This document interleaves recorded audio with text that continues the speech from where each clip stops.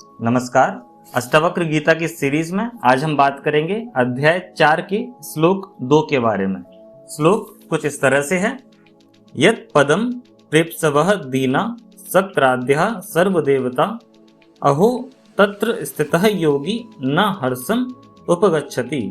अर्थात जिस पद को प्राप्त करने के लिए इंद्र और अन्य देवगण दीनहीन बनकर व्यवहार करते हैं, उस पद पर आसीन होने पर भी योगियों को थोड़ा सा भी हर्ष नहीं होता। राजा जनक आप देखिए इस श्लोक में कितनी गहरी बात बताते हैं। वे कहते हैं कि जो परम पद है, जो अल्टीमेट स्टेट है, या जिसको आप मोक्ष बोल सकते हैं या फिर सेल्फ रियलाइजेशन बोल सकते हैं, ये परम पद वही है जिसकी चाह इंद्र और उनके जैसे सभी देवता भी करते हैं।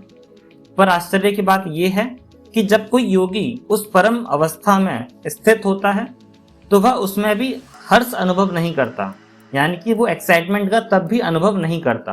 क्यों? क्योंकि वहां पहुंचकर उसे ये बोध हो जाता है, ये एहसास हो जाता है कि मैं तो सदैव वहीं पर ही था। जो हमेशा से है उसे पाने पर हर्ष कैसा होगा, एक्साइटमेंट कैसी होगी।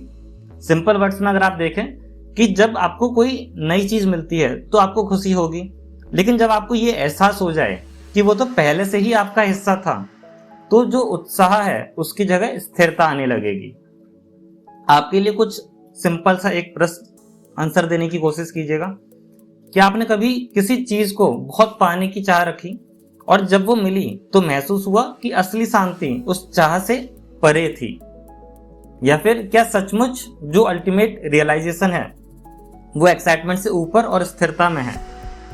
सोचिए और आंसर करिएगा।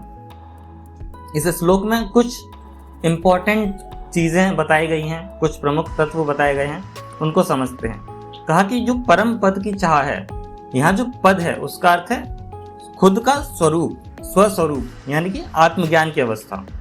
देवताओं की स्थिति बताई गई। इंद्र और अन्य देवता भी इस मुक्ति को पाना चाहते हैं। ज्ञानी योगी का दृष्टिकोण बताया, उसका नजरिया बताया। वो ना तो हर्ष में डूबता है और ना ही किसी दुख में डूबता है, केवल इक्वानिमिटी रखता है, हमेशा तटस्थता का भाव रखता है। अगर वेदांतिक विजडम को समझें तो अल्टीमेट जॉय जो है वो एक्साइटमेंट नहीं है, इट्स पीसफुल अवेयरनेस। जब आप शांति से उसको अवेयरनेस के साथ देखते हैं तभी आपको एक जॉय मिलता है, एक एहसास मिलता है।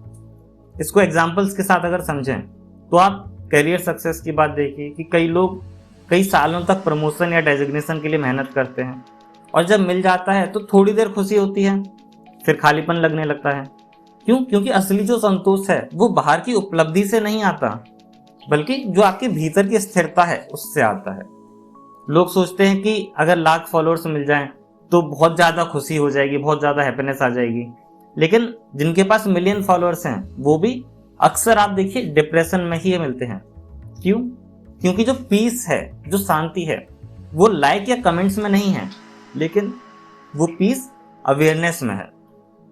आर्टिफिशियल इंटेलिजेंस को देखिए, आज लोग मानते हैं कि एआई हर समस्या का सॉल्यूशन दे देगा, लेकिन जब एआई आंसर्स देता है तब भी आपके मन में कई प्रश्न खड़े हो जाते हैं। अल्टीमेट जो सेटिस्फैक्शन है वो बाहर के आंसर से नहीं आ रहा है, वो आत्मबोध से आ रहा है। वहां ना तो हर्ष है और ना ही किसी भी तरह की अशांति है।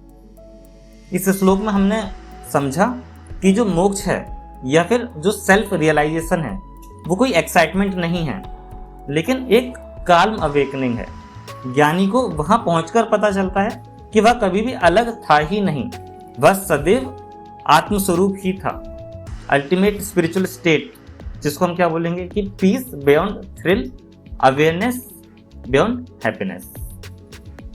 तो अगर आपको लगता है कि असली शांति किसी उपलब्धि से मिलती है, आप बताइए क्या लगता है आपको कि असली शांति किसी उपलब्धि से मिलती है या फिर उस रियलाइजेशन से कि मैं पहले से ही पूर्ण हूं?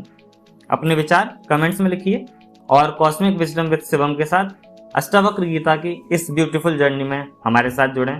Thank you so much. नमस्कार।